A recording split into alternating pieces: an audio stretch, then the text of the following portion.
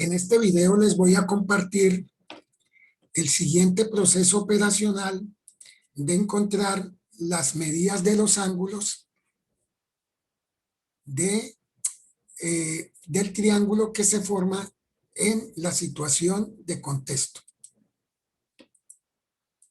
Entonces recuerde que estamos aplicando las razones trigonométricas en ángulos de depresión.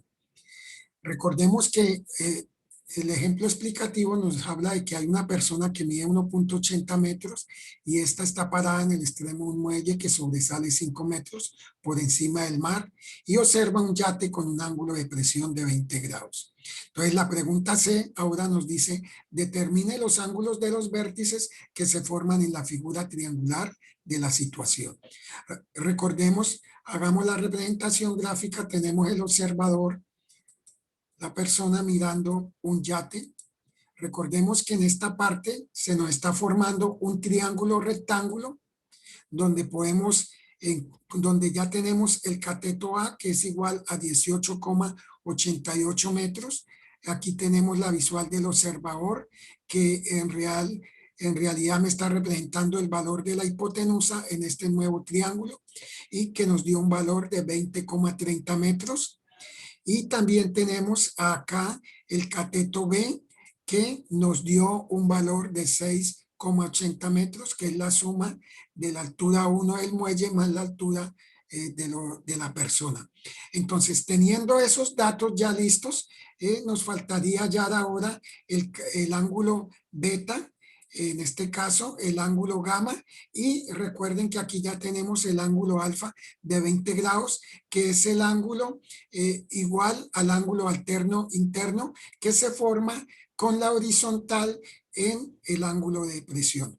Por lo tanto, teniendo esas medidas, vamos a tomar la solución operacional para tomar este triángulo que se me está formando en esta parte y vamos a encontrar que ahí tenemos el ángulo de 20 grados, pero debemos determinar el ángulo beta y el ángulo gamma. Pero recuerden que para ello debemos tener en cuenta que la suma interna de todos los ángulos de un triángulo es igual a 180 grados.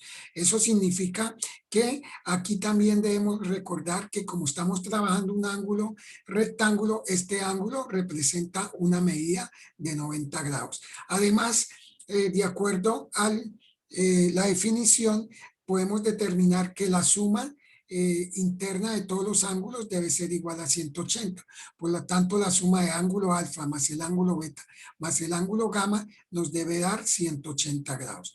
Pero vamos a encontrar el valor del ángulo beta porque ya tenemos el valor del ángulo alfa y el valor del ángulo gamma.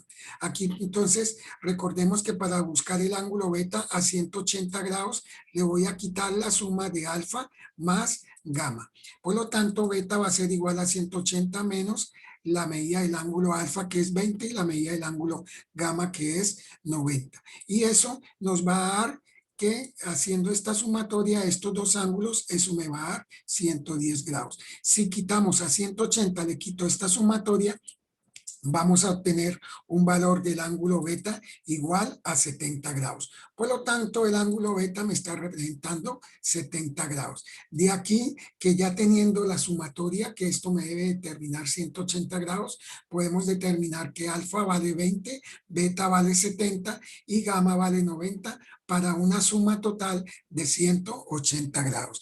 De esa forma se saca el proceso operacional de encontrar las medidas internas del ángulo que se forma en la situación de contexto en lo que se refiere a ángulos de depresión.